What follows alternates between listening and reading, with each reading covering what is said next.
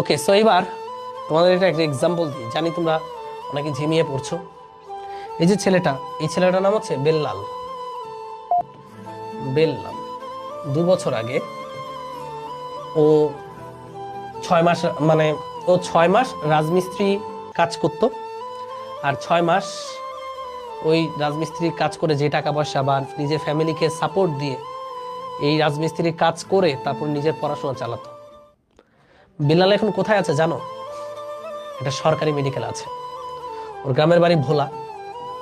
হ্যাঁ, ও একটা সরকারি, আমাদের কিন্তু পাওয়ার প্লে স্টুডেন্ট ছিল সে। সো সে এখন একটা সরকারি মেডিকেলে স্টুডেন্ট। আগে জানতাম না, ওই একটা নিউজ ডিবিসি চ্যানেলের নিউজটা পাবলিক হওয়ার পর আমি দেখছি যে ওই নিউজের মধ্যে দেখাচ্ছে যে আমাদের ক্লাস করতেছে ফোনে, ওইটা আবার দেখা গেছে।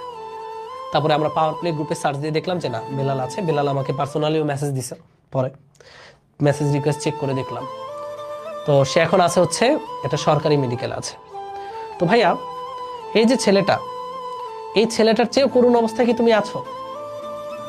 থাকতে পারো, বাট এই গ্রুপের ম্যাক্সিমাম স্টুডেন্টই কিন্তু ওর চেয়ে বেটার অবস্থানে আছে, বা ম্যাক্সিমাম।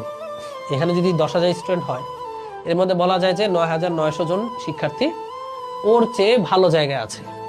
100 জনের খুব করুণ গল্প থাকতেই পারে, তাই না?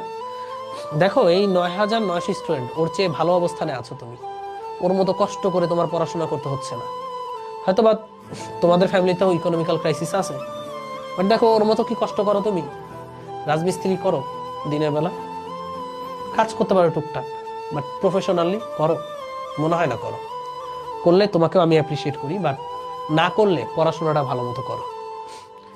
বেল্লাল পারছে, তুমি পারবে না? পারা উচিত। ও যদি এই অবস্থান থেকে নিজেকে তুলে এনে একটা সরকারি মেডিকেলে চান্স পেতে পারে, তুমি পারবে না কেন?